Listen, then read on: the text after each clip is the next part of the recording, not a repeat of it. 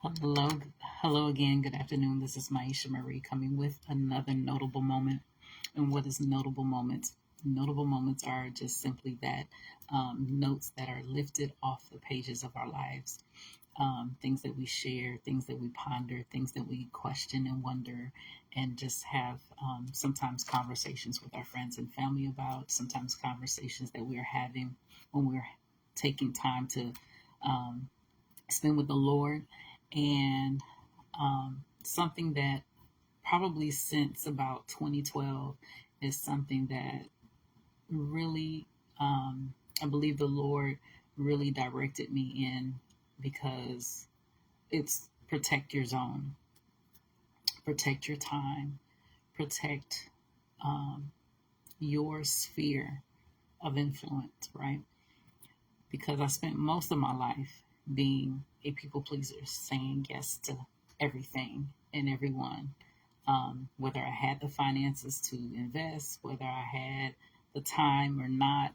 Um, and sometimes we end up in a space where we allow ourselves to become overwhelmed because we feel pressured to say yes to everything, and if it's a good thing, it's a good thing. It's a God thing. It's, all of these things. But I had to come into a space where I had to learn to protect my zone and be unapologetic about it.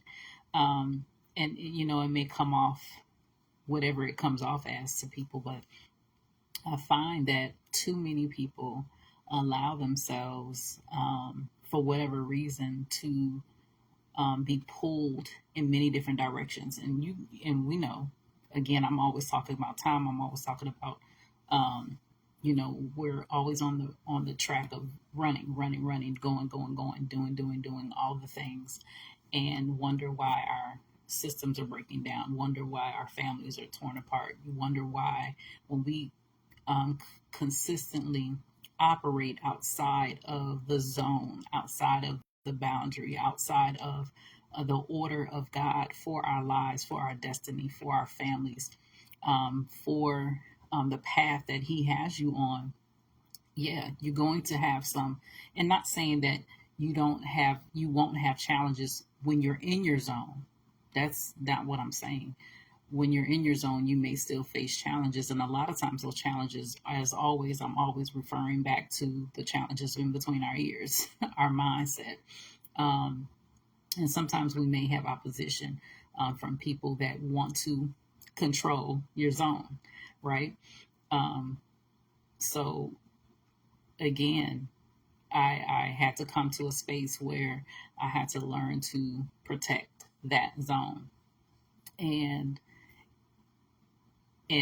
it's caused a lot of ruffles, ruffles and riffles and riffs. Um, but I had to be okay with that. You just have to be okay with people not being okay. And I remember a story. I remember a time that I had met this lady, and she did not have a vehicle, and we connected, and I would give her rides. She called me, hey, I need a ride here, there, whatever. And I remember I had a meeting planned one day, and I think I was taking her back home, and she was like, "Well, I got to go to the airport tomorrow," and I was like, "Well, I have something going on tomorrow," and she turned her head away from me in my car, the car that the Lord blessed me with, and she looked at the window like she was speaking a thing, and she said, "Well, I hope it cancels." That's not the only incident that I've ever encountered. And I'm like, it's arrogant, and it's um, the entitlement to people's time, the entitlement that we have to people's resources, the entitlement that we have to people's gifts and talents, and we call it, and we guise it sometimes as networking. We guise it sometimes as leveraging. We guise it under the appearance of these things. Yes, we need each other, right? You can't build a castle without help. You can't build an organization without help. You can't build a, a freestanding business without help. You need help. Even if you are a solopreneur, you still need to outsource help. You need to still ask for help. But in the midst of you doing the thing that you know that you were designed to do, in the midst of doing the thing that you know you were destined to do, there's going to be times and um, moments where people are going to try to pull you out of your destiny. They're going to try to pull and derail you from that place. And some is intentional. A lot of times it's not. It's just the way people operate. Um, and I've seen it time and time again in my own personal life. And so I had to detach from some things. I've had to detach from some people. And again, be okay within myself. Not saying that it was easy, but it becomes easier when you see the fruit of the thing and you know that, okay, I made the right choice. Um, and again, and again, you have to know, the direction of the life that God has for you. You have to know without a doubt, is this something that I need to attach myself to, or I need to excuse myself and say, no, thank you. You have to know. In order to do that, you have to be confident in who you are. You have to be sure about your destiny. You have to be sure about what you're supposed to be doing in the earth.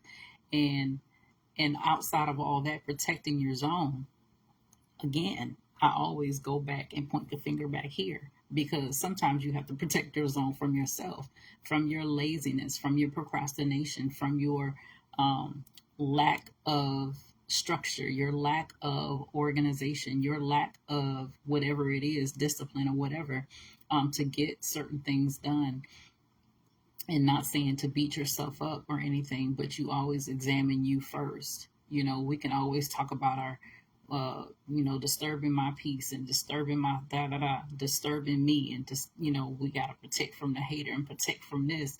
But, again, I always go back, hey, sometimes we need to evaluate the person in the mirror too, because you don't want to be your own self hindrance, and block your blessing, so to speak, or you don't want to be a block to your next move of that the Lord has designed and destined for your life. You don't want to block connections, and you don't want to block opportunities. But every opportunity is not a destined opportunity. It may be good if you connect. It may be good if you say yes. It may be good, and you be like, well, that wasn't so bad. But then it's derailed you off the path for a little while, where that time could have been spent on the perfect will of God, not just the permitted will of God, but the perfect will of God for your life, the mature thing, the thing that was going to grow you the best, the thing that was going to grow you the most, the thing that was going to prosper you the most. Not just talking about finances, but prosper you and develop you in the mature way, because that too is missing. But that's a whole nother topic for another day. um, but yeah, protect your zone and be unapologetic about it. Um, and always reevaluate that thing. I don't just haphazardly say no or yes to things anymore. And even if I'm toiling, I always also wonder if I'm toiling because I'm concerned unnecessarily. If I'm toiling in my mind and I'm going back and forth about a thing, is it my stubbornness? Is it me just rebelling against something that I know my system is like, no, we got to say no to this. So I'm always looking at all the angles. I'm always trying to look at and present before the Lord all the possibilities. I don't just look at one possibility and make, a quick decision, and I get it. We have been given the ability. We have been given the capability. We have been given the dominion, right? But at the same time, we want the perfect will of God. We can say yes until he says no. We can say yes and, and then lean on the scripture. All things work together for the good of them. Like, I don't want to have to go that route. I want to stay on the perfect will of God. I want to stay on the perfect path of God. I don't want to have to derail. Oh, you can just come back later. Why go through all that? Why go through all that, right? When you can just stay and know that, hey, that's not for me, and be okay with that. So, yeah, like I said, I've had several times in my life where when people, and I've been blessed, I've been um, graced by God to have time. And baby, when people know you got time, they are trying to use it. They will try to use it. And you have to be aware of that. You don't need this. Sometimes, we say we got to discern. Listen, it's just common sense sometimes. You can see the writing on the wall and see it for what it is. And be attentive. Be attentive to people's words and their actions. Be attentive to what people are saying without saying it. Be attentive to the underlying remarks. Be attentive to those things, because that in itself is a clue to what people's intentions are for you and for your life. They call it leveraging, but sometimes there is there's a way about doing those things, leveraging and networking and partnering and all of those things. But some people will leverage you until you ain't no more to you, and your whole world is crumbling. And they're like, "That's all right, gotta work it out." And we're like, "Yeah, we're not agreeing to that." But yeah, so that was something that on and off over the years, like I said, just from experience and just from some things that I've seen, the direction of my life, how it's gone, and you do not want to live your life in regret. You don't want to get to the other side and regret the decisions that you've made and said yes to or no to. So protect your zone. Protect that place that God has you in strategically for a purpose, for his purpose, for the kingdom of God, bringing heaven into earth, the way that he designed you, the way that he built you, the direction, and the area for you. And don't let anyone change your mind about that. You have to be sure. You have to be sure and know the territory, the neighborhood, the place, and be unmoved. Be unmoved. Yeah. So that's it. Protect your zone. Know your zone.